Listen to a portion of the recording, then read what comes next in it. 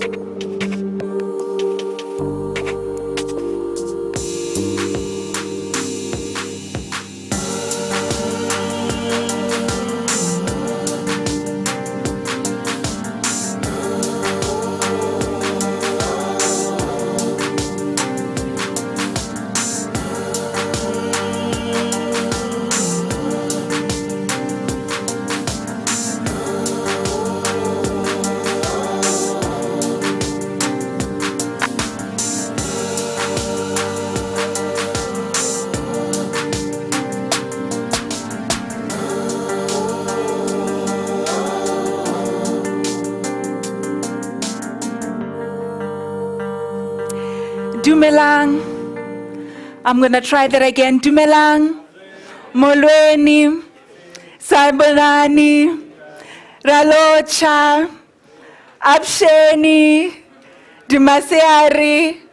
Goedemiddag. The goedemiddag is going down a little. Goedemiddag. Ladies and gentlemen, a very good afternoon to you and a warm welcome to the launch of the Irish Tech Challenge South Africa. At that point, please feel free to insert a round of applause, please. There we go. Thank you so much. A warm welcome to our dignitaries and our honored guests here today. Ladies and gentlemen, my name is Ayanda Ali Payne. I'm a media and communications specialist by profession, I should say. But today, it gives me tremendous privilege and an incredible honor to be your program director in what promises to be an historic event. It is my firm belief, ladies and gentlemen, that one day we will look back on today with great fondness, remembering that this was the day when the seeds of the fruit that we'll be enjoying then were sown.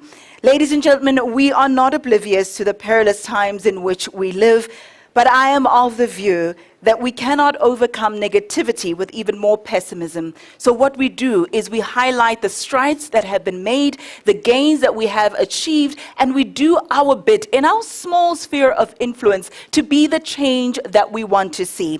And I am of the view that we will do great things here today, and things that are worthy to be celebrated and things that are worthy of being replicated. So I'm quite excited. I don't know about you. I think this is a welcome relief for some of us. Let me remind you of why we are here, ladies and gentlemen. The Irish Tech Challenge South Africa is, of course, an initiative of the Embassy of Ireland here in South Africa, the Department of Science and Innovation, as well as the Technology Innovation Agency. What does it do, you might ask? Well, just to give you just a broad overview or some context, if you will. As you know, South Africa has great potential for high-growth tech entrepreneurs to be a major driver for innovation, for economic growth, for job creation, and much-needed poverty alleviation.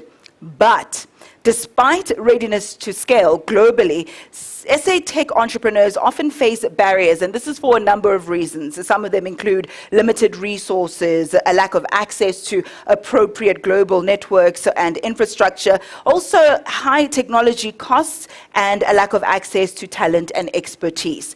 It seems like a dream deferred, doesn't it? But all of that changes today.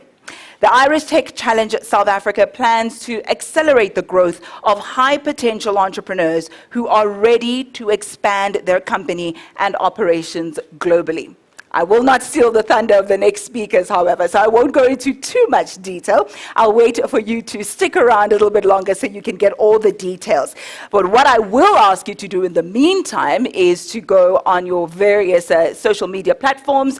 Do get involved, ask your questions there, take a look at what we have already started to do, and let's keep the conversation going. So for more information, do visit www.irishtechchallenge.com. We use the hashtag IrishTechChallengeSA, and that's across all the social media platforms. On Instagram and Twitter, the handle is @Irish_TC_SA. And then, of course, if you'd like to get in touch with us via LinkedIn, you're more than welcome to do so as well. The search there is Irish Tech Challenge South Africa. I'm going to give you maybe just a little bit of an overview of what we're going to be doing today. We'll be talking about how to empower women and make sure that they are active participants in this tech space. I think STEM and STEM-related careers are definitely the next frontier for us women. We are seeing movers and shakers there already, but I think we'd agree that we need to see more. So let's get the show on the road, shall we? Just a few house rules to make sure that this is a most enjoyable experience. If you do have your mobile device with you, your cell phone and other devices, kindly put it on silent at the moment. But as I mentioned a bit earlier, you're more than welcome to interact with us on social media, but do so quietly so as to not cause any disruptions. And then if you are going to be moving about, please keep your movement to an absolute minimum so those at the back can also still see what's happening on the front. It's a short program, so we're not going to take too much of your time. You will be allowed to move around if you will, but please can you do so with the respect of the others who are in the room. And then if you must move around, maybe you would like to use the restroom, could you kindly kindly take your belongings with you. And then the restrooms, ladies and gentlemen, are out the back through the door there and on your left. The refreshments will be served right after all the official proceedings have concluded. I'd also like to say hello to our virtual attendees. This is a hybrid event. Don't feel left out. I know how it's like when you're at home and you're thinking, but they're not mindful of the fact that we're also part of the conversation. We will be taking your calls as well throughout the course of today's proceedings. We would just like to greet you. All right, with that said, please allow me to call upon our first speaker for the day, ladies and gentlemen, and that is Mr. Colm Brophy. Mr. Brophy is a Minister of State for Overseas Development Aid and Diaspora. I'm going to just quickly give you a synopsis of what he's been up to. Minister Brophy was appointed Minister for Overseas Development Aid and Diaspora in the Irish Department of Foreign Affairs, and this was back on the 1st of July in 2020. Mr. Brophy serves on the Justice and Equality Committee as well as the EU Affairs Committee. But here in Africa, we welcome him to SA, where he has recently signed a joint communique affirming the friendship and solidarity between Ireland and South Africa. And this is following the conclusion of the SA Ireland Commission on Cooperation. Let's not be stingy with our round of applause, please, ladies and gentlemen, as we welcome him to the podium. Thank you very much, Minister.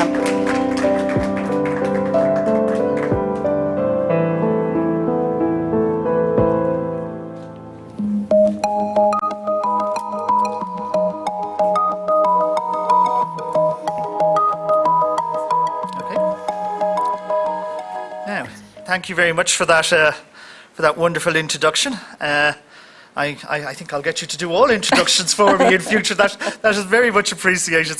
So thank you there. And it is actually wonderful to be here and to be here for an in-person event as well as a hybrid event. For so many years now, all of this has been in the virtual space, so it is really wonderful to have these opportunities to come together and to actually start again as we emerge from COVID in so many ways, to be able to meet in person and meet up with people and have that exchange. So esteemed colleagues from the Department of Science and Innovation and the Technology Innovation Agency, esteemed guests joining us here in person, as well as I mentioned those who are joining us also virtually. Just to confirm, I really am delighted to be here on behalf of the Irish Government to formally launch this Irish Tech Challenge South Africa. The Tech Challenge is the fruit of the partnership between our embassy team in Pretoria and the Department of Science and Innovation and the Technology Innovation Agency. And we're delighted that the South African Government has come on board in this way to co-partner the Tech Challenge. It is an indication, I believe, and something that I've certainly learned this week and during my visit, of our government's shared priorities and objectives. So, if I can take just a moment to outline some of our key ambitions for the Tech Challenge. And I suppose just to summarise some of them, it would be to accelerate partnerships between Irish and South African technology entrepreneurs, to strengthen the linkages between Irish and South African technology and innovation ecosystems in the long term, and also to inspire innovative solutions to shared societal challenges. So those are some of those key ambitions that we have for the Tech Challenge. But it also signals Ireland's commitment to deepening our trade and investment relations with South Africa. It shows our support for a very inclusive economic growth within South Africa through investment in education and skills and for entrepreneurship among women and young people. And that's why I'm delighted that the Tech Challenge Fund will prioritise female-owned startups. It'll prioritise young entrepreneurs and entrepreneurs from historically disadvantaged communities and businesses that address sustainable development goals, particularly climate change. We see great opportunity for partnerships in sectors that support economic and social progress, such as clean tech, agri-tech, med-tech, education tech. There's a lot of techs out there. This commitment speaks to our common understanding of the critical role of science and technology and business development in achieving the Sustainable Development Goals and also keenly in promoting inclusive economic growth. But we also see opportunity through the Tech Challenge to engage with our diaspora communities, working in tech sector in both Ireland and South Africa. Our respective diasporas are an economic asset, and they are at the fore of the kind of partnerships that we seek to build between our two countries. Ireland and South Africa have much experience to share with each other in this very broad area. All across South Africa, there is enormous entrepreneurial spirit and creativity, particularly in the tech space. That creativity is particularly vibrant, I believe, among young entrepreneurs and women entrepreneurs who have a dynamic and growing tech ecosystem in this country. Now, as Ireland celebrates 100 years of independence this year, we are proud of the remarkable transformation in our economic performance and the welfare of our citizens. This progress marked over the last 30 years or so, but part of the success has been in attracting tech investment from abroad and promoting tech entrepreneurship at home. Today, Ireland is home to 9 of the top 10 US technology companies and the top 5 global software companies. Ireland is the second largest exporter of computer and IT services in the world. So what we hope to do is marry that experience with the ideas coming from South Africa's tech ecosystem for our mutual economic benefit. So I want to finish by emphasizing the importance of youth in this program. I mentioned that the Tech Challenge will particularly seek out young entrepreneurs to support them in this, its pilot year. This is in keeping with Ireland's focus on supporting young people in South Africa through the Cadar Asmal Fellowship and through the support and partnership between our universities of technology here and their counterparts in Ireland. I think, therefore, that it is ironic and fitting that we are doing this in 2022, the European Year of Youth. Ireland and South Africa, as I say, enjoy deep and strong political as well as people-to-people and emotional bonds across so many areas. As we look to the future and the next generations, we want through initiatives like the Tech Challenge to create new connections, new bridges, new opportunities between our peoples, and between particularly the younger generations. So I wish the very best to all those who are going to apply to join the Tech Challenge, particularly in its startup year. And I'm delighted to announce that the Irish Tech Challenge South Africa is now formally launched. Thank you very much.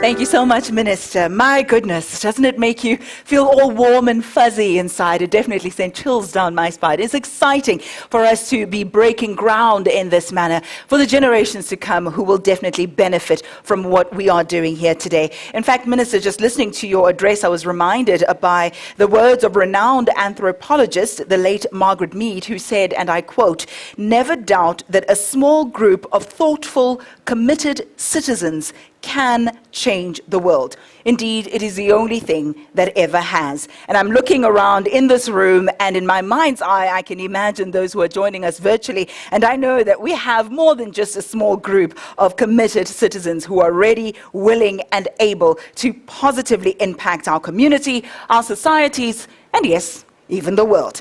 All right, so let's continue with the program now. Allow me to introduce our next speaker, Dr. Mlungisi Cele. Dr. Cele is the Acting Head, National Advisory Council on Innovation. I'll quickly bring you up to speed with what Dr. Cele is focused on. Of course, he has studied, worked, and developed passion, interest, and network in the areas of science, technology, and innovation policy, and higher education policy research. He holds a PhD in higher education studies and an MPhil in Science and Technology Studies. Dr. Cele is currently serving as the acting head of the National Advisory Council on Innovation, which of course is a statutory advisory body to the South African government on science, technology, and information-related and innovation-related issues. Well, some of his policy contributions include providing leadership to various multilateral forums as well as think tanks. It is a huge privilege for us to call upon Dr. Cele to address us now. Dr. Cele, the floor is yours.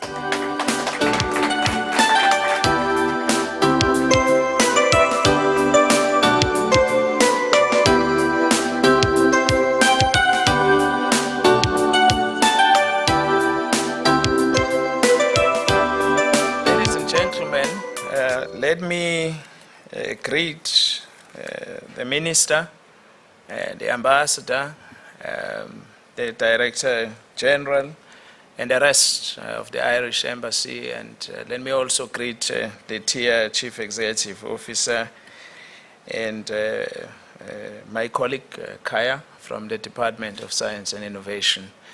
Program Director, thank you very much for a colorful introduction, which I wasn't expecting, because I'm here to represent the Minister of Science and Innovation, as well as the Director General, whom both couldn't make it, and they extend their sincerest apologies, but at the same time requested that we share their excitement at the launch of this tech challenge, particularly in a context in which South Africa has identified and recognized the role of science, technology, and innovation as a catalyst for the creation of an inclusive and a sustainable socio-economic development. Our National Development Plan does recognize that those countries that have made it globally, they have recognized and used innovation as a differentiator to address the triple challenge of poverty, unemployment, and inequality, which is a global phenomenon. We also recognize here, and we thank COVID for the fact that it has enabled us to realize the potential that innovation can play in addressing some of our pressing societal challenges as a country. This event, Minister, it happens in a context of policy renewal in South Africa broadly in terms of macroeconomic challenges, but also in respect of our science, technology, and innovation policy. We're finalizing a new 10-year innovation plan. We call it the Decadal Plan, which prioritizes, amongst others, issues of just transition, circular economy, digital economy, as new sources of growth. And we believe that as we try and find solutions to recover our economy, we can use circular economy, digital economy as new sources of growth. But we also recognize that our existing economic sectors, mining, agriculture, they require modernization. And we strongly believe that innovation can be utilized much more or at a greater pace than we have used before, to ensure that those sectors that have, as the Minister of Finance yesterday announced, has given us some few billions rands to breathe. We want to see more of billions of rands being generated through those sectors like mining and agriculture. But at the same time, we also want to continue to use innovation to ensure that our societal challenges in respect of health, education, and the future of society and work are transformed in a manner that we have never imagined before.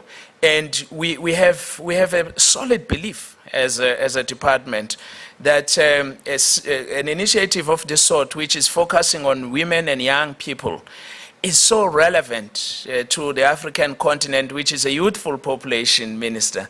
And I may add that this is a dividend that if we exploit it appropriately as a continent, it can give us progress that would otherwise not be able to achieve. And we're looking forward to see some of the successful young tech entrepreneurs plowing back and ensuring that our system is able to grow, it progresses. We have institutions that we have established that are able to provide the necessary support to young entrepreneurs and use technology to advance. SMMEs are key to the future of South Africa, but we just don't want any form of SMMEs. We are biased towards having high-tech SMMEs that can help us to unlock the possibilities that South Africa is having. So we say, Minister, here, Pambili with innovation, Pambili. Forward with young women tech entrepreneurs, forward. Thank you very much. We wish you all the best, and let us all enjoy the day. And those who will be successful in the challenge must cherish. But those who would not be successful, it's not that you would have failed, but it's just that the opportunity landed itself on some people, but you have a future ahead of you. Thank you very much.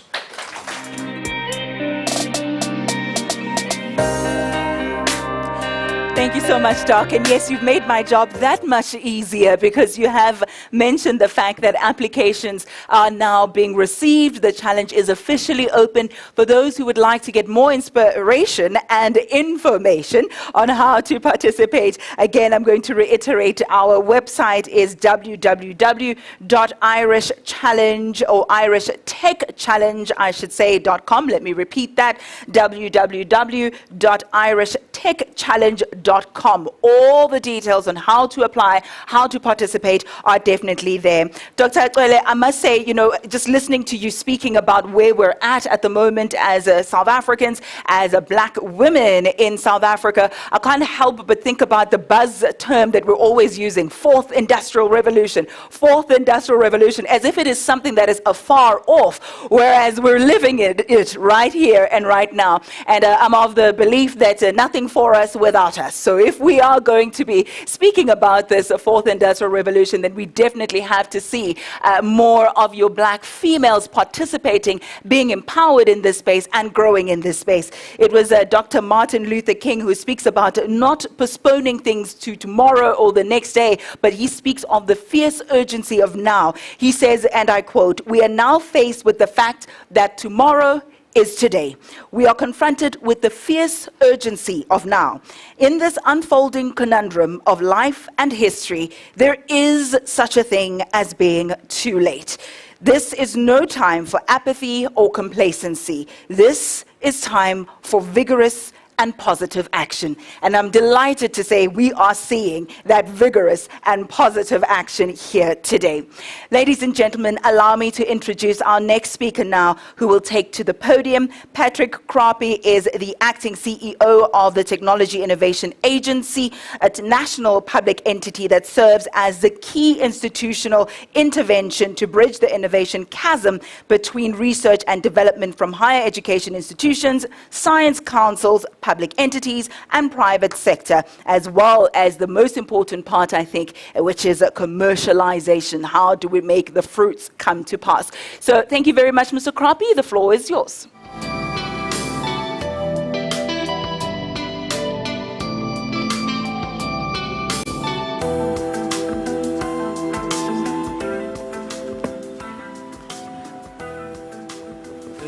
Thanks, Program Director. I don't know who chose you for a Program Director. I don't know what your address is, but when I read my notes and when you started talking, it looks like you were there. So I don't know, but I compliment you for all of this. And thanks very much for this opportunity, Minister Profi. It's a pleasure, and thank you very much for your opening remarks in the company of the Ambassador. I greet you, my colleagues from the department, Dr. Kele, who just spoke now, and Mr. Kaya Sushuba, and all of you who are here with us today, including those who are joining us online. I'm happy, on behalf of TIA to be part of this initiative. I wrote some notes, and I underspoke. And so my notes became irrelevant, so I'm speaking now from written notes by pen this time. We're happy as TIA to be part of this initiative. We come a long way with the Embassy of Ireland in South Africa, conceptualizing this initiative.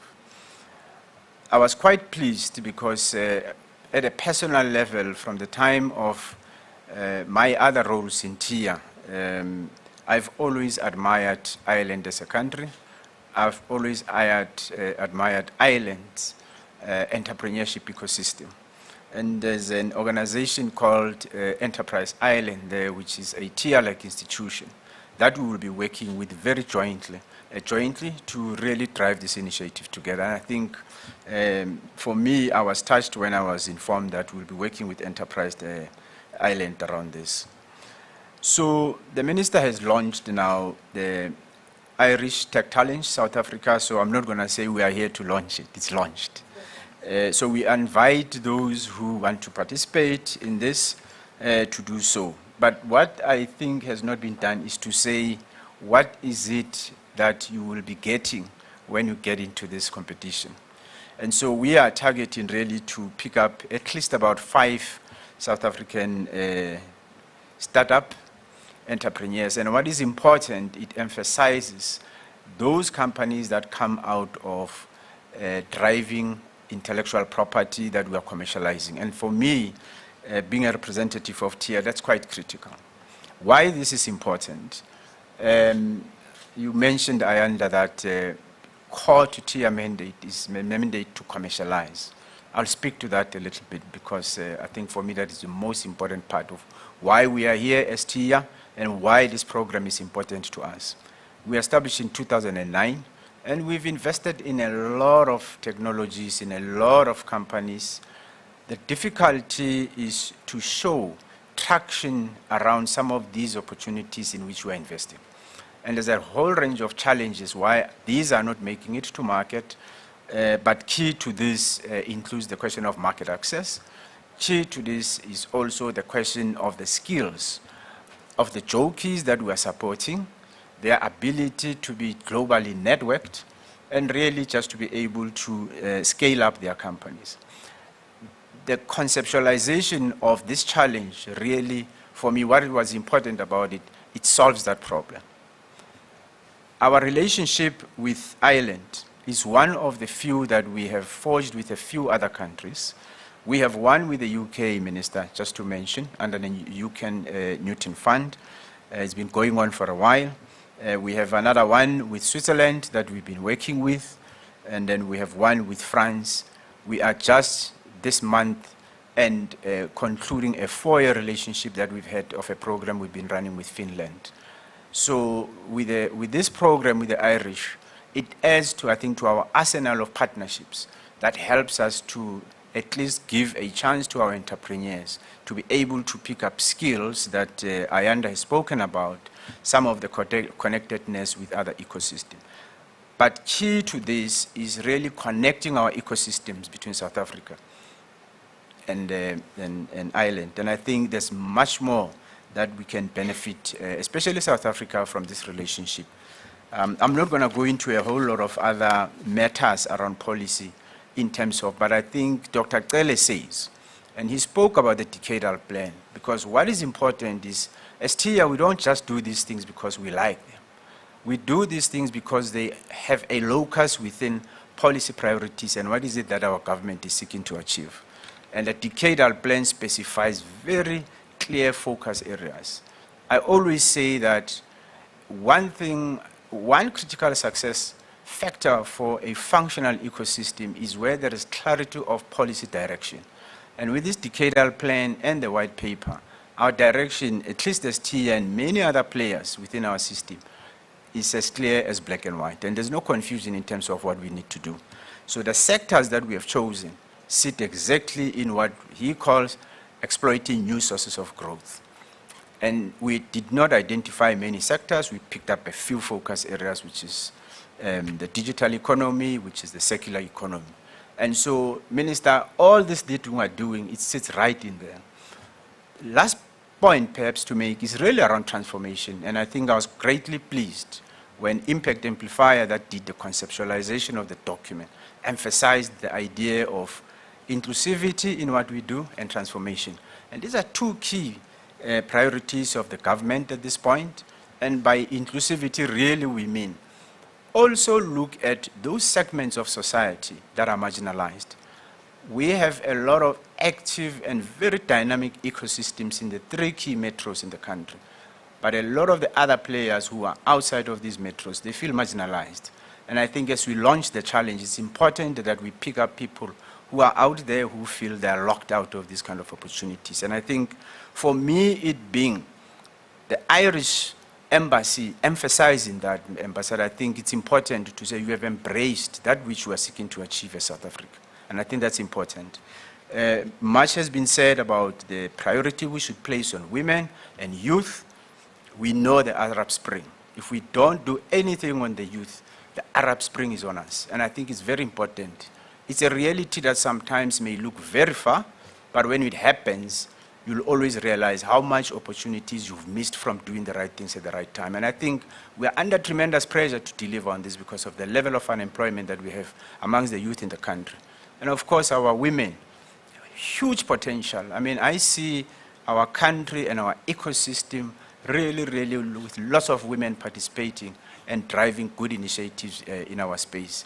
So I'm not going to say much beyond this, except to say I'm extremely excited about this on behalf of TIA. You can count on our partnership minister. We will work with Enterprise Island to make sure that we deliver on this program.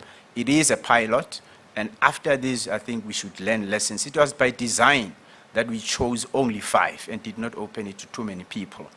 It is because we want to focus on a small group of people around which we can mobilize the little resources that we have with very targeted interventions. And I think for us, we learn lessons from that. We can expand the program going into the future. So you'll see that I'm not making a speech. I'm just saying this is what we want from the program, and this is what is important for TIA from it. I thank you very much. Thanks, Minister.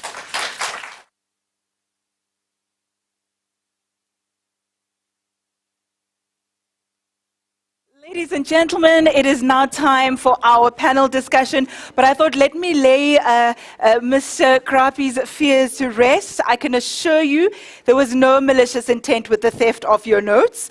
It's either a case of great minds think alike or fools seldom differ. You choose which one is applicable to us. But thank you so much for the food for thought. Ladies and gentlemen, please allow me now to call upon my panelists. I will introduce them to us. I also would like to send a reminder to our attendees who are joining us virtually. Please, can you start jotting down your questions? Feel free to send them through even as we commence the discussion, and at the appropriate time, we will definitely engage with you and include some of your questions. And those who are joining us physically as well, make sure that you just jot down your questions when the Q&A opportunity arises. Make sure that you're one of the early birds. All right, joining us for the panel discussion now is Her Excellency Funwala Gilsanan, Ambassador of Ireland to South Africa. Of course, she joined the Department of Foreign Affairs back in October 2000, and shortly afterwards was appointed as Ireland's representative to the United Nations Transitional Administration in Timor-Leste. She has worked extensively in African affairs, most recently as Africa Director, that's between 2016 and 2019, and has served as Ambassador to the Republic of Tanzania, also 2012 to 2016, and Deputy Head of Mission, I should say, in Ethiopia, 2006 to 2008. She has a Bachelor of Social Science and a Master's in Rural Development degree from the University College in Dublin. Thank you very much, Her Excellency. I appreciate your presence and your time here. A round of applause, please, ladies and gentlemen. Thank you so much. Joining us also today is Sinisha Munsami, and she is passionate about youth empowerment and has been quite a keen player in the skills development arena for the past 16 years, although she does not look a day over 16 herself. She is currently the head of innovation skills development at the Technology Innovation Agency and has raised in excess of 30 million rand in over 3 years from co-funding and investments from both local and international partners for skills and enterprise development and within the national system of innovation. A round of applause, please. I love it. It's an all-female panel. Okay, we also have Guena Maboja. And Guena is, other than the fact that she's also one of my Yali sisters, she's one of the Mandela Washington Fellows. She's a Global Director for Purpose and Sustainability Marketing at SAP. She holds a master's degree in Business Administration from the University of Cape Town, Graduate School of Business and London Business School. As a Mandela Washington Fellow, Guena also holds a certificate from Kellogg School of Management in Business and Entrepreneurship, a Bachelor's of Commerce in Management Accounting, as well as Finance from University of Witwatersrand, as well as a postgraduate diploma in Management, also from Wits University. A round of applause for her as well, please. I love that we're practicing what we preach. We've got the ladies on stage. I feel like we should clap even more. Yes, yes, yes, yes, yes, yes, yes. Excellent. Your Excellency, I should say. I'm getting excited. I'm going to start with you. I want to understand what the role of Ireland and perhaps even other governments is in supporting South Africa's economic transformation. What is the role? The role, I suppose, is to look at the assets that we have in our own country that could perhaps either fill a gap or provide experience that might be useful to the Irish government or to the South African government and to broader South African society. The Minister mentioned that we're celebrating our 100 years of independence, or the 100 years since the foundation of the state. And during that period, we've been through lots of ups and downs. And we've got to a place now where, we're a very, very prosperous and settled society. We have very low unemployment. We have very high levels of education. And we're a tech hub in Europe. And the question is, how did we get there? And I think that the journey that we made is one that is quite useful to South Africa, because we also, during many periods, and particularly I think in the 1980s when I was a teenager, we had really high unemployment in Ireland, and for at that time what we used to think was we had to emigrate, and it was very much a reality. And now you look, 30 years later, it's a very transformed situation.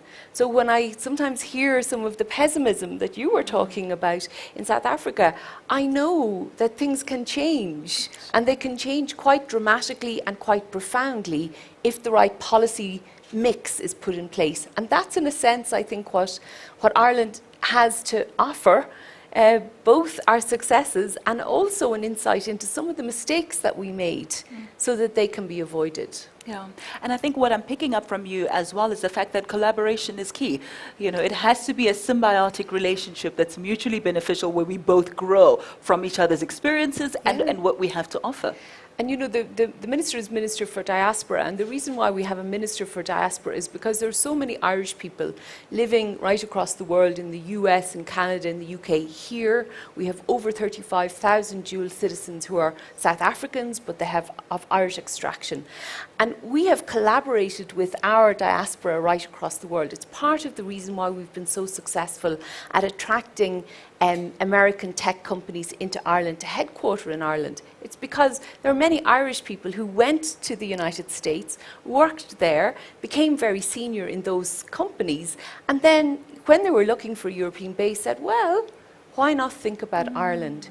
So, again, it's coming back to that point where South Africa is sometimes focused on the negative. So many people are leaving, the brain drain, so on. But actually the question is, where are those people going?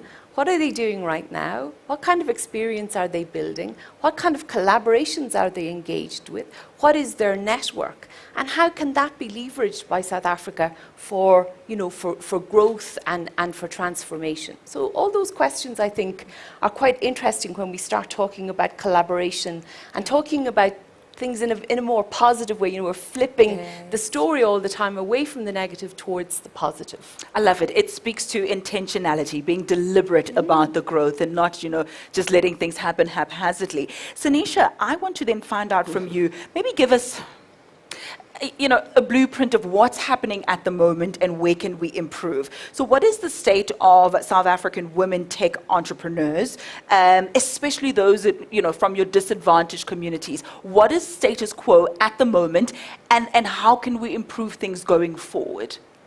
Thank you for that question. So I think if you just look at what South Africa has done, we'll see a lot of initiatives around a woman drive. Yeah. All over, in terms of NGOs, in terms of technology challenges. And I think for me, we've really focused on looking at women in particular and youth in particular. And by doing that, we were deliberate in saying, how can we drive innovation challenges, looking at getting women into these programs. So if you just look at the more marginalized communities, we focus on a grassroots innovation program, for example, going to communities, looking at what are some of their challenges and what are some of the solutions that are coming up in their communities. Through the Department of Science and Innovation, I must say, TIA has partnered with a number of international partners. I think Patrick mentioned a few. And one that most recently has come on board also is the United Nations UNIDO program.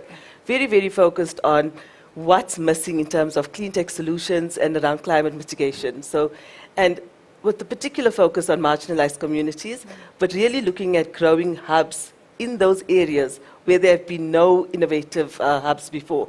And I think for me that's key, that as we look towards our partners globally, they have made an impact in the sense that how can we create a strong ecosystem, but listening to us, where we say there is a challenge with youth and women. And I think for me that's a key differentiator where we've managed to break that code of saying how we've managed to stabilize it going forward. Are we not having this conversation perhaps for those who are even privileged enough to have access to technology?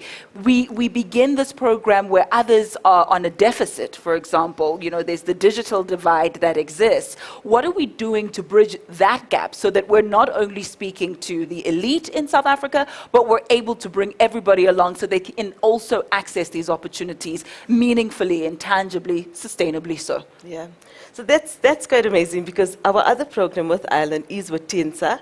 It's a group of universities of technologies that have brought a program on board, an entrepreneurship program that's online, but for everyone to go onto it. And I think for me, that is key because it's focused on the people that do not have access. Yeah. And like I said, our grassroots innovation program is targeted at communities where there is no access. So as we speak about high tech and we speak about getting more high tech innovations out, we also look at the very low end, low tech with innovations in a community. So I think that's very, very key on how do we maximize building a strong ecosystem with mentors from Ireland to look on how we can grow our ecosystem much better. And I think that's key for growing it. 100%. Guena, you're on the ground, you're a young black female, you come, face to face or at the coalface of what's happening on the ground. Speak to us about some of the challenges that you've experienced or that you've been exposed to when it comes to this ecosystem that we speak of, because we speak of it like it is something that's in the ether somewhere, but it exists on the ground, right? There are various value chains that are there, various points where people can connect. Where do you think is the backlog? Where is the problem? What are the challenges for young women who are trying to get into this tech space? Thanks, Amanda. I think it's a number of things, but before I go into the answer, it's nice to see you again, Her Excellency. I don't know if you remember, but we attended, I was one of the guests for a Women in STEM event organized by the Irish just before COVID, and that was actually my last physical event. And today happens to be my first physical event since that time. So it's great to see everything come from full circle. On that day, we had a good conversation about the underrepresentation of women in STEM. And it's good to see that we actually are walking the talk today. So yeah, just a big congratulations on that. I think that deserves a round of applause. I really think it does. Yeah. So just based on, the challenges that are being experienced at the coalface, at the forefront, on the ground, I think we cannot have this conversation about women tech entrepreneurs without discussing still this problem of the underrepresentation of women in the tech industry as a whole. I think that one of the challenges is this persistent perception that, this tech world is for the boys, and this is still very much a strong perception that's in the mind of young girls. So when they are choosing careers and choosing subjects in high school, they don't naturally gravitate towards those subjects that will position them to have digital careers. So for me, that is an issue there. We still are seeing too few women taking up careers within the tech space. Only 1 out of 4 computer science students today is a woman. And that is simply not enough. Right, so we need to see a steady pipeline of talented young women that are equipped with the right skill set within the tech space coming into this industry to begin with. Right, and once they've gotten those skills, this is when we can then start to lay the foundation around positioning women as entrepreneurs. So on the topic around entrepreneurship, I think it's well documented that, women definitely give back to the community once they are earning an income. Women give back 90% of their income back into the community. So if you teach a woman how to fish, you actually feed the entire village, right? So, there are various challenges to starting a business. It's not easy to start a business. Entrepreneurs typically face a lack of funding, lack of access to markets, lack of relevant skills to get their programs off the ground. So with that, now enter being a woman within that space. It's further aggravated and elevated in terms of those barriers because of some of the existing biases that exist that make it difficult for women to actually start their own businesses. We talked about SMEs being a very fundamental core or pillar of the economy in a society. Only 34% of SMEs are female-led. On the tech space, if we look at, there's been a lot of investment coming in to support African startups. We've seen about $12 billion of investment coming in over the last few years. But guess what? Only 5% of that is going to female founders. And just speaking to female founders, there are these inherent barriers that are there. For example, walking into the room with a VC board who will all be typically white and male. Female founders say that they find it difficult. They are under more scrutiny to convince about their innovations and their ideas in order to win the funding. So there's a number of issues that we need to address. There's a number of things that are creating this backlog. It's that underrepresentation, of women entering the field. And then once they're there, do we actually have the systems in place to help them succeed? And then also, working against some of the barriers that are there because of the gender biases that just inherently exist in society. Now, taking a look at the partnership that we're discussing today between Ireland and South Africa, talk to me about the value of those partnerships in solving some of those challenges. And I'm asking you this question because I know you've done extensive work with, for example, the US, with Germany, etc., having mentioned that you were the Mandela Washington Fellow. Right. Speak to me about how those partnerships with your external countries help to solve challenges even here at home. So, if we look at the challenges, lack of skills, lack of funding, lack of access to markets, we really do need kind of an all-hands-on-deck approach. So we talked about the value of partnerships here. It's not lip service, it's real. By having those meaningful partnerships, this is how you can actually look at the challenges and then scale the solutions around those challenges. So I definitely think that, such challenges, youth unemployment, etc., these are not challenges just for one sector.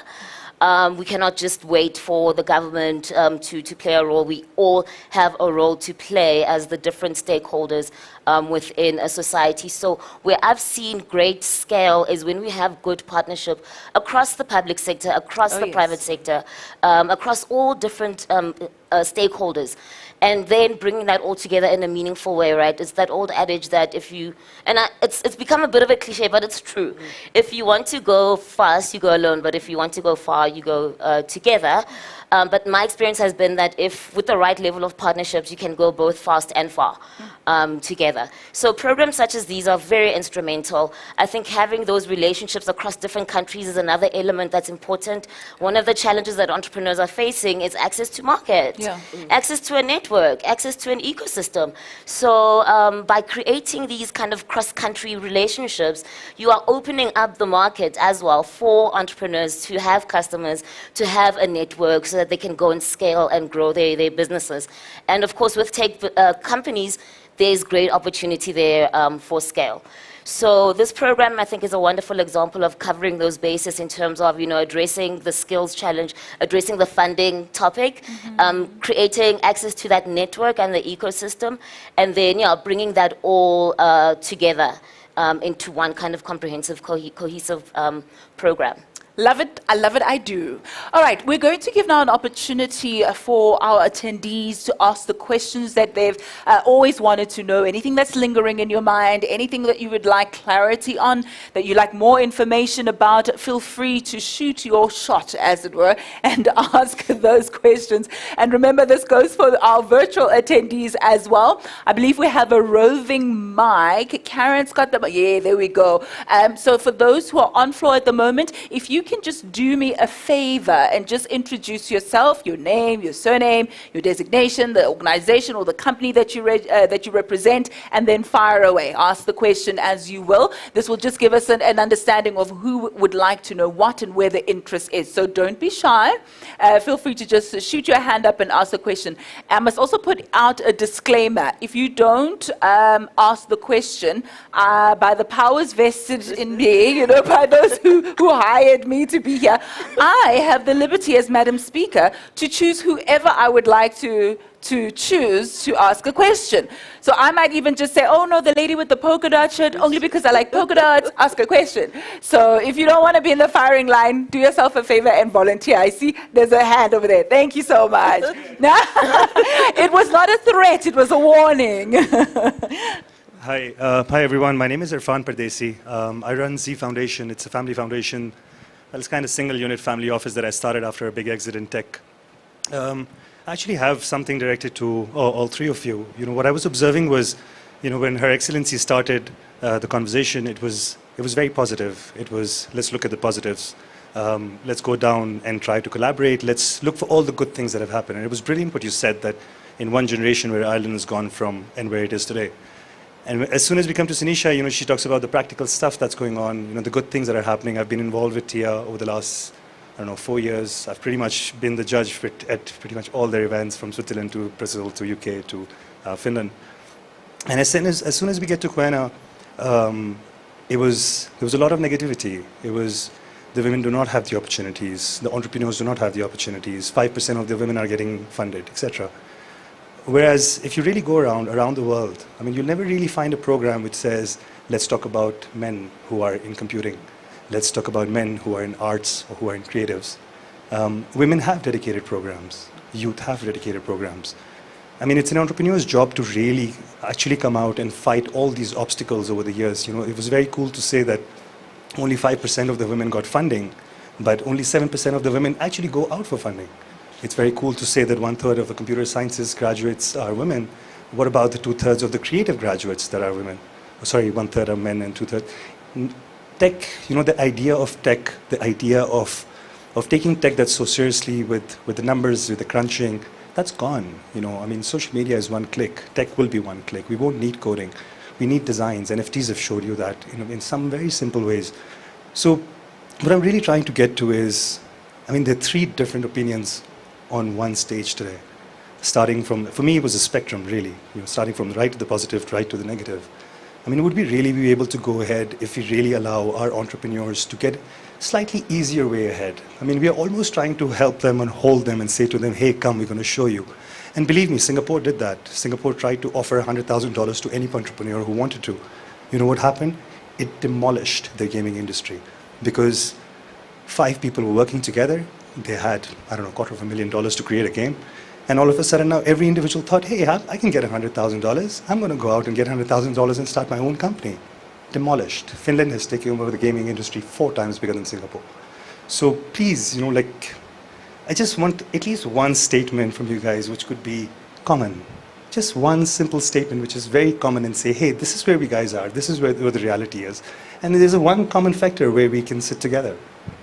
Just one statement. I just want to understand you. I just want to understand you and not misquote you. So you're saying we should do away with attempts for gender parity and just give equal opportunity to everybody without putting a criteria that women should be at the forefront, firstly? No, not really. I think that's too much to ask for because there has been disparity. So obviously it does require a push. Yeah. But I'm saying let's not overdo with the idea that the opportunities are being taken away from us because, like I say, there'll never be a men's-specific event. The fact that there's women-specific events are happening, at least in those events, we need the positivity, we need the reality. Sure, we need the negativity.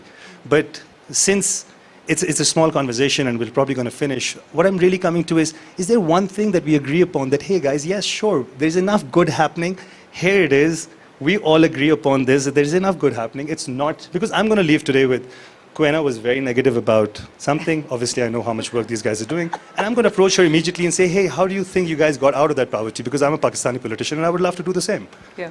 Yeah. Thank you so much, Shem. I'm gonna try and speak on behalf of Guena, even though I'm not her spokesperson. But I think context was key when it comes to this. Of course, she acknowledges the great strides that have been made, but we can't ignore some of the challenges that remain. But I'm not going to speak on her behalf. I'm going to allow all three of our panelists to just engage with what you've had to say. Your Excellency, your response? Yeah, I mean, I suppose what I would say is that if you imagine that you can solve challenges without understanding them, then you're probably on the wrong track. And what I took from what Guena said was, you know, we need to understand the context for a whole variety of people in South Africa. And I mean, it's clearly the case that some people, and you know, most of the people in this room fit into this category, have huge capacities and opportunities, and then there are other people who simply don't have that.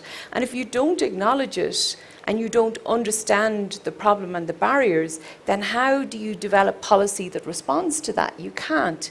And when Guena was talking about female entrepreneurs, you know, I was just thinking about the situation in Ireland, because we also have the same problem where we don't have, even though women are as educated as men in Ireland, there are a whole set of barriers in place that prevent them from becoming entrepreneurs. And so what Enterprise Ireland has been given honourable mention on a number of occasions here as a kind of a sister agency of TIA. And what they have done is they have put in place you know, a female entrepreneurship unit. They've developed a Women in Business Action Plan. They've put together a competitive start fund for women. And it has had an effect in enabling women entrepreneurs to move from maybe thinking about something but feeling that the barriers are too high to actually making the move, because some of the barriers, they will get assistance with removing them. So I suppose I would say you can't solve a problem if you don't understand it, and you can't put the right policy mix together if you don't understand the broad section of your society and what you're dealing with. And lastly, I would just say in South Africa, you know, the numbers are extraordinary because it's a very small percentage of your society that's able to sit in rooms like this. So if you don't talk about that, it's very dangerous because you lull yourself into a false sense of security. So I wouldn't want my positivity to be taken for some kind of superficial understanding of the society that I'm currently posted in. Thank you. Thank you so much. And I think, you know, the promotion of women in this space is not to the detriment of men by any stretch of the imagination. I think we'd all agree. Sanisha, your response as well?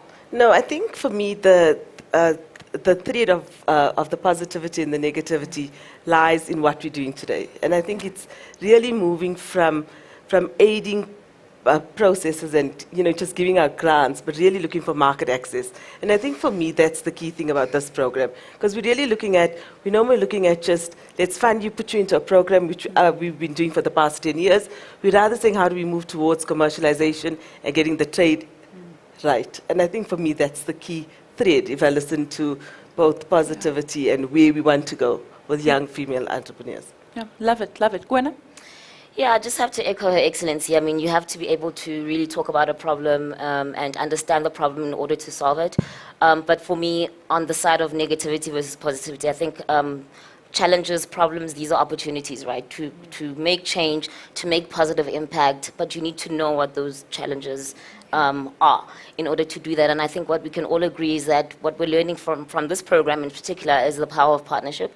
I think we're also learning that we all have a role to play. Yeah. So for example, I'm in corporate, I work for SAP, one of the largest technology companies in the world, and how we are looking at addressing access to markets, for example, as we are diversifying our own supply chain and involving female-founded companies into our own value chain and supply chain as a corporate. So anyway, the point I'm making here is that we all can play a role and that we should not just wait. I think it's important that we understand the challenges in order to come up with meaningful, impactful solutions to those challenges. And it's important that we can sit in rooms like this and have these conversations so that we can break down the silos and work together and leverage our strengths towards resolving challenges and turning those into opportunities. 100%. And we all can play our part in this conversation as well, ladies and gentlemen. I'm seeing two hands here, but I'm tempted to ask that we first check whether or not we've got our virtual questions. Do we have one? I believe we do have one. I'm going to ask that they fire away as well so we can include them. Hello, everybody. Can you hear me? Yes, ma'am. Loud and clear. Please introduce yourself and then you can ask your question. Thank you. I'm actually trying to turn on my video. I don't know what's happening, but my name is Carol Jaji.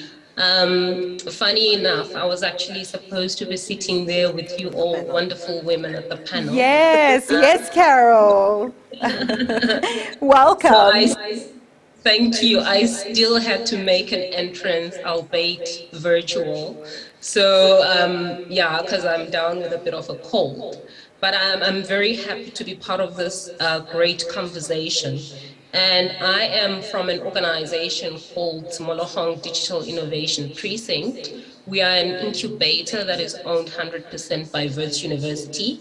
And, you know, we've been intentionally placed in the inner city of Braamfontein with the core mandate of making sure we develop creative skills, digital solutions, give opportunities to youth around entrepreneurship, and literally create world-leading African digital entrepreneurs that obviously we hope will rock the world.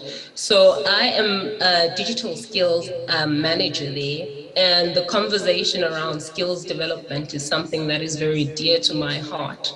So I was obviously intrigued by the conversation that the gentleman started a few moments ago. And, you know, I apologize to all gentlemen that they feel sometimes we push the agenda too much, but there is indeed reason why we do that. I mean, if you look at research studies and the reported statistics around how many percentages of women make up the STEM workforce, you'll be very saddened by that. I think the last report that I read was about 23% in South Africa. And obviously that needs to be pushed. You know, we need to make sure that we get the numbers up. We need to make sure that we encourage women to take up their space in the STEM field. We've already seen that lack of skills, whether it's within women, within youth, within men, generally lack of skills in South Africa, in Africa broadly, globally, they have heavily perpetuated poverty and heightened inequality. And at the core of this conversation, I think, lies the fact that we actually need to skill people and upskill them and reskill them. You know, I always speak about youth who come through our programs to be very aware of the fact that as much as we're teaching them pragmatic approaches of doing tech, they also need to understand that not everyone is going to be absorbed in the workforce. That's just the reality of it.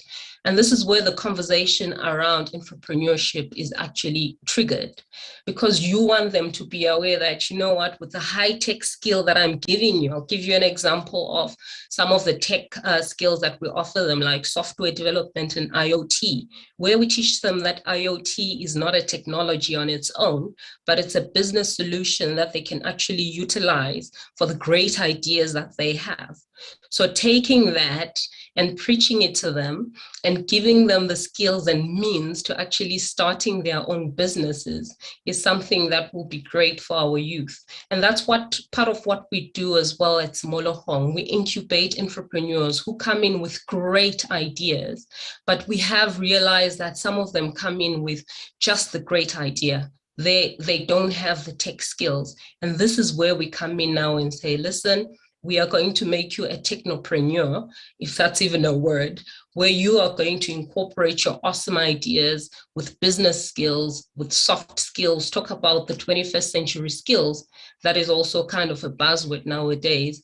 And then the high-tech skills that we're giving them. So in doing that, we are creating this holistic individual who's really going to be a change maker and be impactful in communities around them.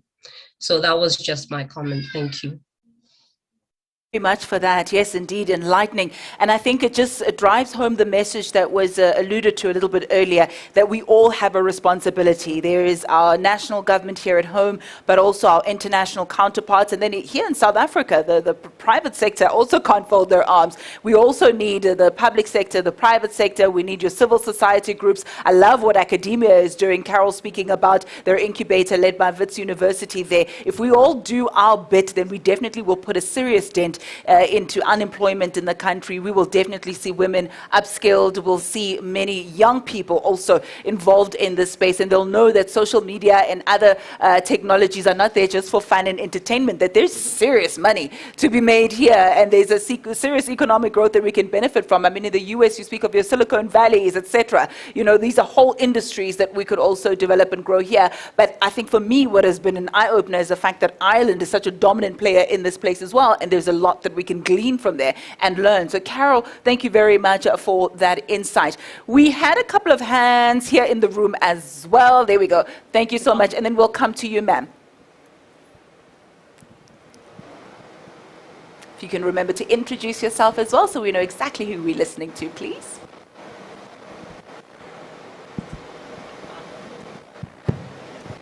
Good afternoon, Bernadette Zahler, CEO at the Johannesburg Chamber of Commerce and Industry.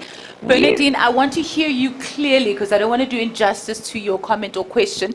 I'm going to ask that you either come a little bit closer this way because we might be having the sound interfering with the speakers perhaps. Better now. Oh, much better. Go ahead. Bernadette Zahler from CEO at the Johannesburg Chamber of Commerce and Industry. We run several SME development programs and a woman in business desk as well, and in different sectors, creative industries, agro-processing, and we work with international stakeholders like the German government through GIZ, Belgium government, and also the British High Commission. So we're also very keen to see how we can access this incentive to include as part of our program to add value to the programs, because we also offer our SMEs, once they've gone through the programs, access to international markets through our network of international chambers. So we're very keen to access this incentive as well. Thank you. Thank you very much. And isn't that what today is about as well? Making those key connections that will help us go further, faster, as you said as well. Thank you very much. I do believe connections have been made and that contact details will be shared. You know, there's a South African idiom, and I'm quite saddened by the fact that it's now been used for a negative connotation, but positively it just basically means that one hand washes the other, that this hand cannot wash itself, you know, that it needs the other in order to be made clean, in order for it to be effective.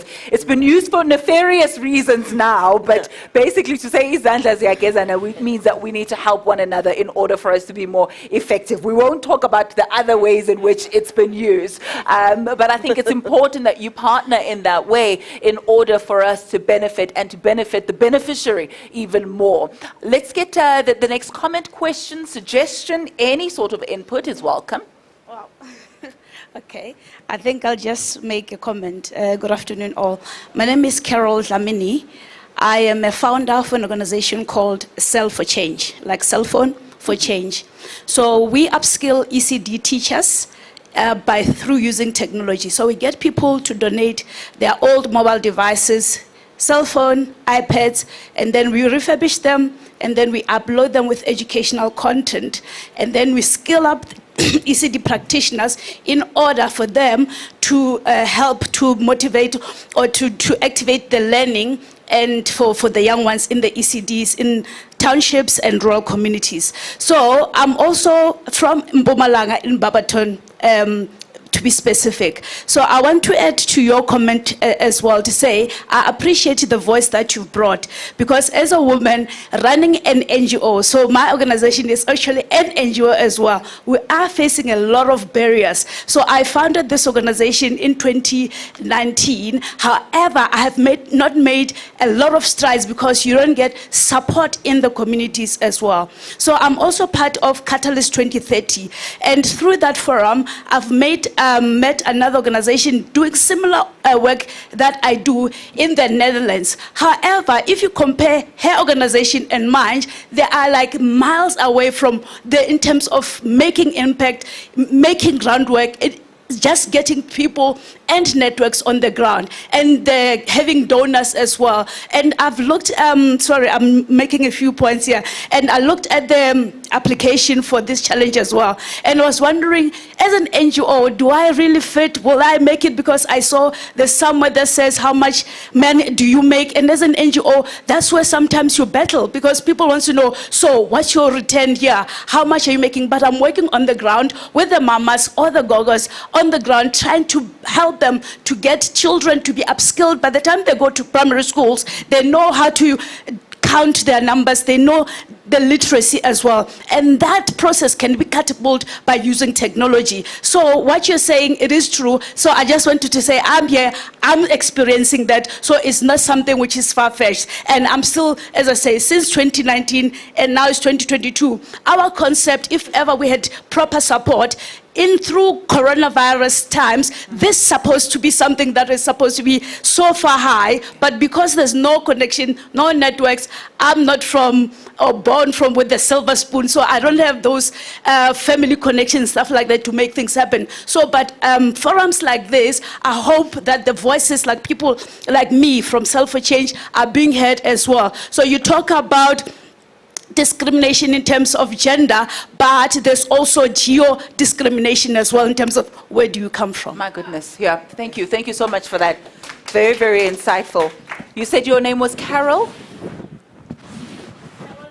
Thank you. Thank you so much, Carol. I think for me, what I'm getting from what Carol is saying, over and above what she's mentioned, was that we really can see technology not only being commercialized and giving us economic benefit, but there's socio-economic benefits, there's psychosocial benefits. Yeah. There's so many things that we can glean from what she said there. But I think the point that she was driving home is what opportunities are available for her and people that are in similar situations like her here in this partnership.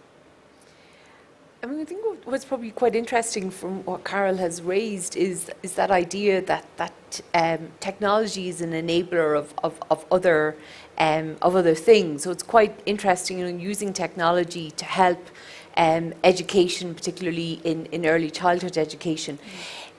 How that fits in with this particular challenge, I'd have to leave that more to the experts. But the sense that I get is that this is really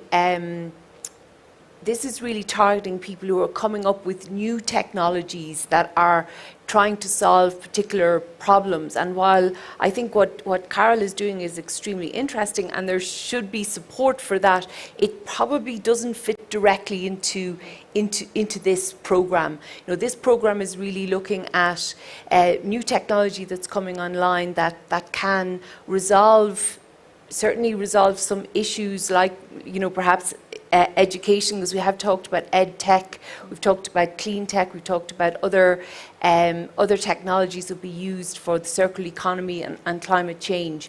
So without knowing the details of that, it sounds like probably doesn't fit directly into this. But that's not to say that there aren't, you know, even by coming to an event like this, you know, there may well be somebody else in this room who hears that and thinks, well, that actually fits into a program or a collaboration that I'm already involved in. So that's the important thing, I think, of continuing, Carol, to make it from Mpumalanga into the centre, to the big metro, and having these conversations and actually standing up and speaking the way that you have in a very, you know, very clear and passionate manner, because that's how you get out, and that's how you make those connections that are so necessary. Yeah, and I think also, if I might add, we are going to get a more detailed breakdown on the T's and C's of how it's going to work, the granular details we're going to get from my newfound colleague, Max, who definitely feels like a colleague because he and I have been chatting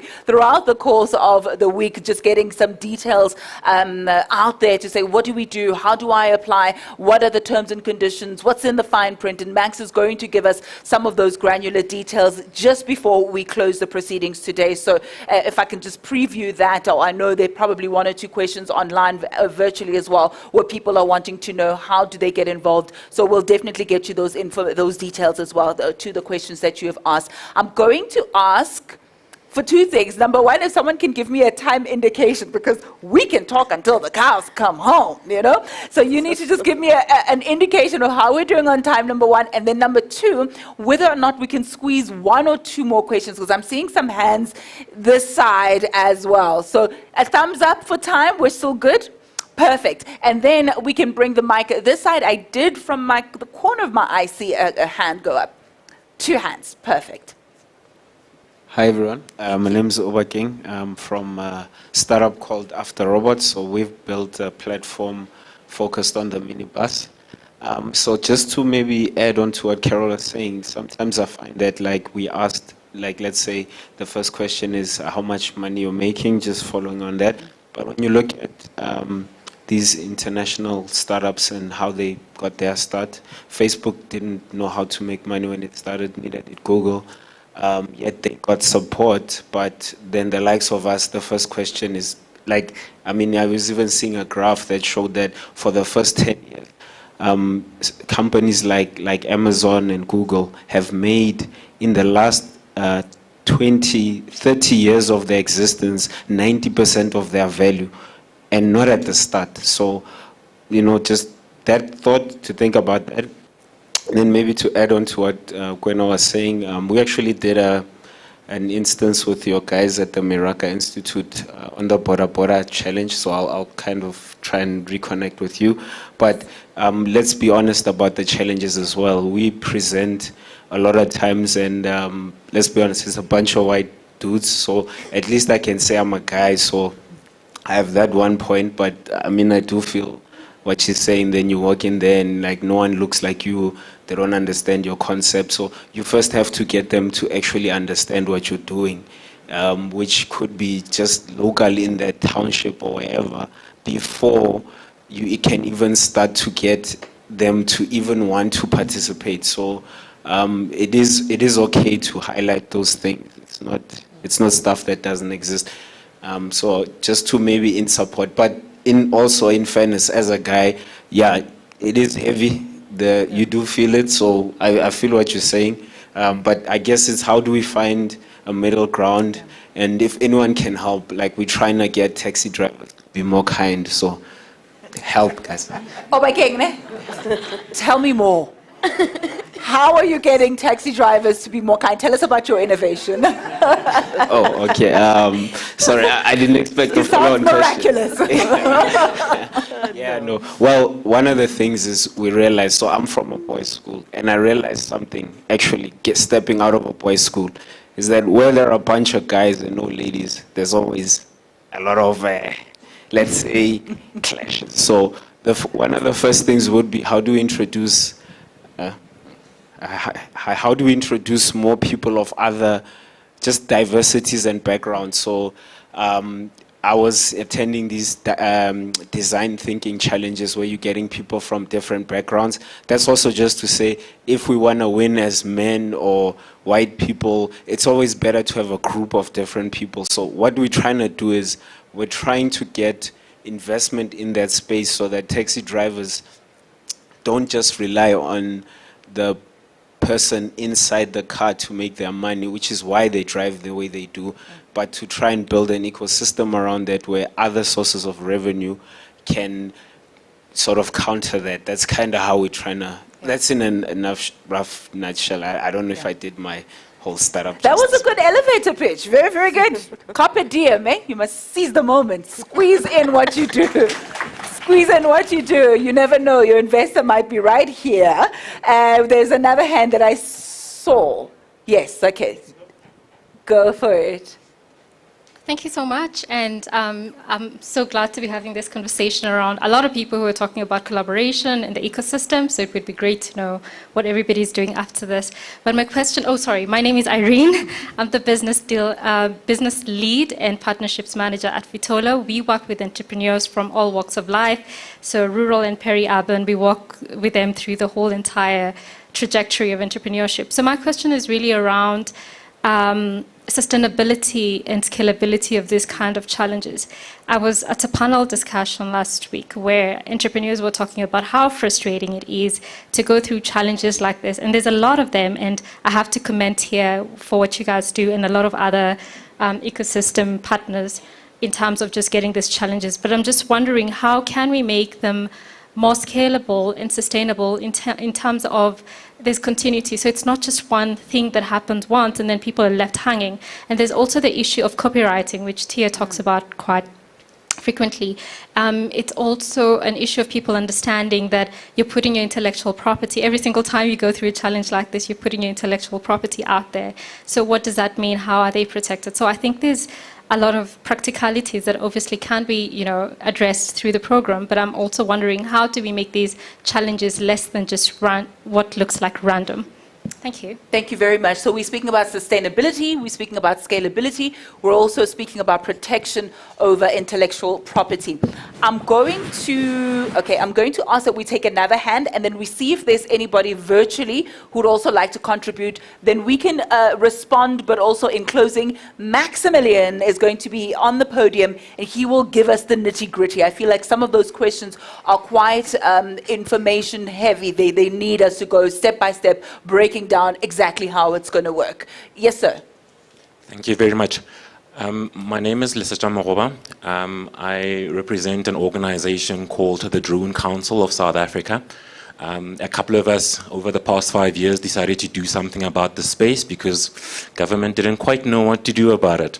So we put our brains together and we started getting things going. I think what's important about stepping up and doing something with what you have is you don't always feel like you're operating in an enigma. The more you start to do, the more you eventually start to get the answers to the questions that you've had.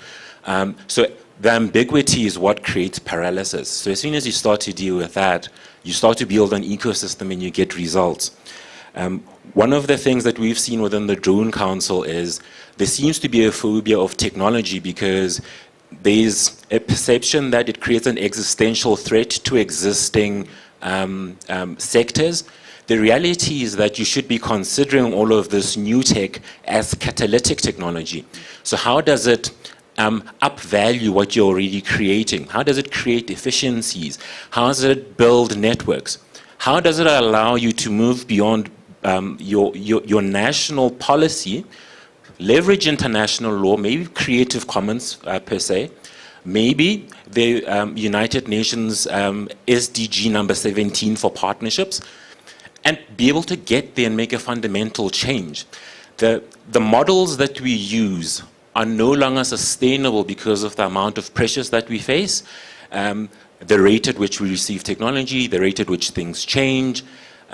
So we have to actively be advocating for these particular changes, but not in a reckless way where you're trying to dismember existing ecosystems. What we should be doing is coming in collaboratively and actually showing how we can build back better. Thank you very much. My goodness, yes, indeed.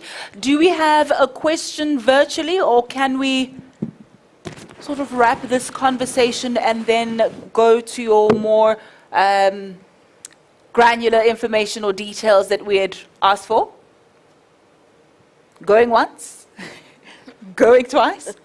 Thank you very much, ladies and gentlemen. You've been absolutely informative. I've thoroughly enjoyed the contribution from floor as well as virtually. I'm going to ask that you perhaps just nitpick what you can respond to by way of what's been asked, and also give us a brief closing before we hand over to Max. Your Excellency? I might just address the issue of, the sustainability of these challenges and that feeling that maybe there's a lot of them around. I think maybe just 2 points. We have designed this really to focus on collaboration, to focus on the introduction of young tech entrepreneurs to the Irish ecosystem, and to look at the possibility of mentorships. So there is a financial element to this, but I think we're looking at it much more as an opportunity to expose young South Africans to the Irish scene, if you like, and to make those connections with other young tech entrepreneurs. Now, whether those relationships will sustain is an interesting question, and you'll notice that the Minister really emphasised the pilot aspect of it. So I think, we really do need to learn from this, and, it'll be quite interesting as well to see who applies for this that doesn't make it because they don't meet the criteria. And does that mean that we could also perhaps think about designing something else? Because, there may be some very interesting enterprises out there and social enterprises that could really benefit from a slightly different design. So those are all things that I think we can engage with. And of course, it isn't just Ireland. We'll say as the EU, we have a lot of member states who are interested in this kind of partnership, who want to link South Africa in with their universities and in with their innovation and enterprise programs. So I think there's huge scope in this area, and so it's very important that people kind of express what they need and critique what doesn't work so that we can find other ways to engage and collaborate. Thank you. Wonderful. Thanks so much, Tanisha. Over to you. To me? To Tanisha. Oh, Tanisha, okay. yes. So I think on the scalability part, I could add to that. I think it's very important that as we look towards our young innovators landing their product in the market, that market access then extends to SADC, which is the greater region, and to the continent and globally. And what we're looking here, I think it's very important in terms of sustainability. From the Irish counterparts is the models and the tools that are used to get the ecosystem right.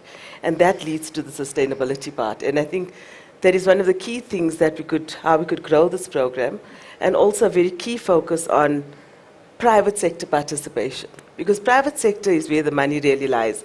And government can only do that bit. And we have brilliant global partners like the Irish government that has come on board.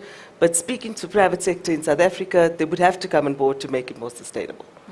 100%, I agree. And I think the inclusion of both a bottom-up and a top-down approach is important. So it's a learning process, and we are going to open up to whatever information the ground is telling us they need, so that it can be better utilized and can be more effective. But Gwen, I'm going to ask you to have the last word on this. Sure. Just on that sustainability topic, what I've learned from my experiences is, with PPPs, the more people have skin in the game, the more these programs can begin to replicate themselves and scale in different ways.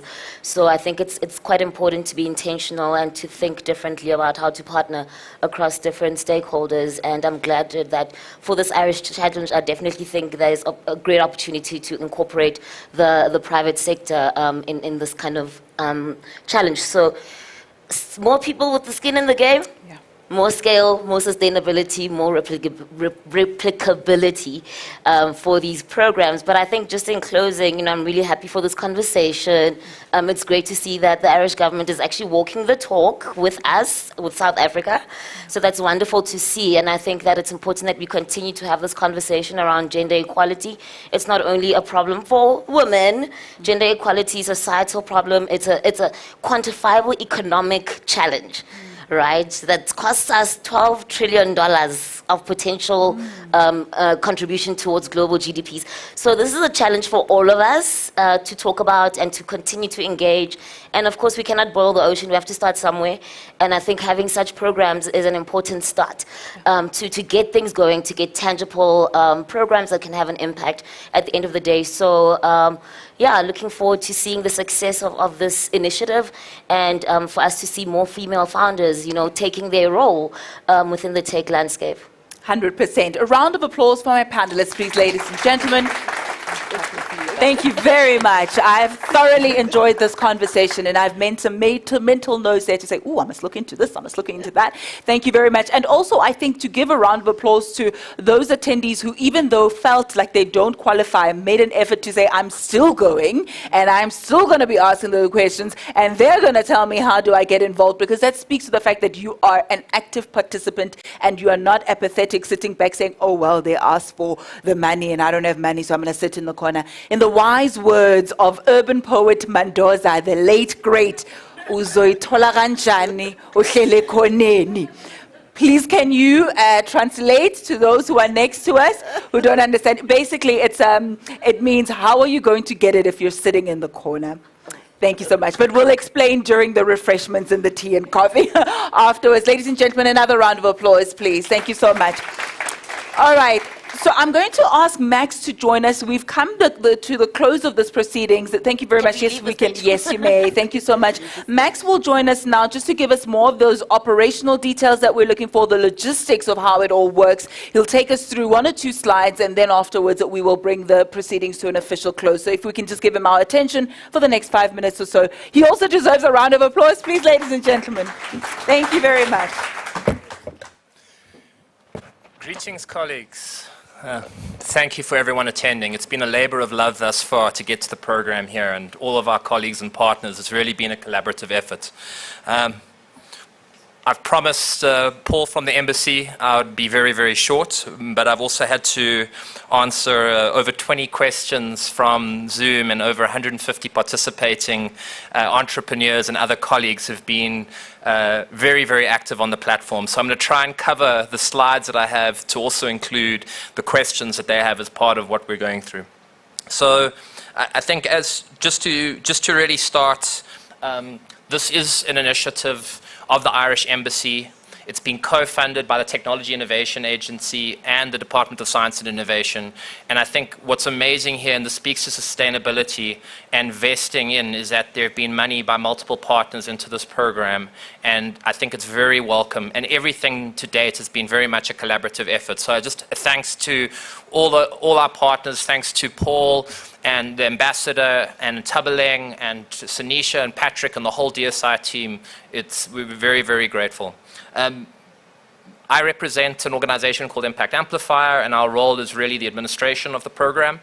And I think the starting point really is if everyone can go to the website and the social links. I know this is going to Zoom to you. Please tweet it out. Whatever your social media, share it out. The website is live at www.irishtechchallenge.com. You can now see the criteria, apply immediately, and we will start reviewing applications very, very soon. The purpose of this, once again, folks, is to accelerate the growth of high-potential South African entrepreneurs who are ready to expand their company and operations globally, with, as we've mentioned, a particular focus on young female entrepreneurs. To everyone on Zoom, this does not exclude male entrepreneurs or older entrepreneurs. You will be included, but young women will be included more, and we will seek them out. So just very important that we're aware of that. The high-level benefits to the entrepreneurs are as follows. And this speaks to one of, I think, the cornerstone of the research that was done previously and the focus of Ireland. This is really to build networks and build collaboration. So at the foundation of this program is a 10-day trip to Ireland. And there, our collective teams are going to focus on who are the right partners, funders, ecosystem actors you need to scale. And during that trip, we're going to help you set up those meetings which you ordinarily, and those networks that you wouldn't ordinarily be able to attain. This also gives opportunities for those companies to launch more broader into funding access outside of Ireland into EU-based programs, and our collective teams in the background will work as hard as possible to make that happen. So that's strategic access to those networks during those 10-day trips, and helping you just gear your growth strategy with some acceleration before you go on the trip, to make sure that you're hyper clear on why you're going to Ireland, who you want to meet, why are you meeting this, and why is this clear on your growth strategy will be the focus before the trip. On top of that, there's grant funding available up to 10,000 euros per business, and 5 businesses will be selected. The main criteria that we're looking at is stage. We're not looking for idea stage entrepreneurs. We want full-time teams. They've got to be working on their ideas. They've got to have a minimum of a prototype or workable prototype or some form of IP that they've developed, or they're post-revenue and they're ready to grow internationally. Multiple sectors are welcome, but fundamentally what we're looking for is the impact of the ventures. There are two layers of impact, folks. We're looking for the products and services that these companies are bringing to market and how this could positively impact climate change, low-income communities, or customers or beneficiaries, and the relative SDGs that those focus on. This means more and better products and services to the poor that are cheaper, more accessible, and we're focusing our impact on that, on those low-income customers, or at the intersection between low-income customers and the environment and climate change. The team, we have to have at least one founder who's working full-time that comes on the trip. More founders can join the trip, but the program will only fund one. The company has to be at least 51% owned by a South African. We will also look at partnerships, JV partnerships between Ireland and South Africa, and the organization could be headquartered in both Ireland or South Africa. Some of the key dates, just to be aware: applications on the website open today. We'll have a first information session scheduled on the 5th of March. Please look out for that. We will be emailing that out to you soon. The submission deadline is on the 5th of April. It'll be a hard deadline. We'll announce the awards on the 2nd of May, and we aim to have the trip started to Ireland in early June. Once again, go to irishtechchallenge.com and please apply. Thank you for everyone attending. Thank you for the speakers, the panelists, the dignitaries. Thank you, Ayanda. You were absolutely dashing and wonderful. And we hope you have a wonderful day. Thank you.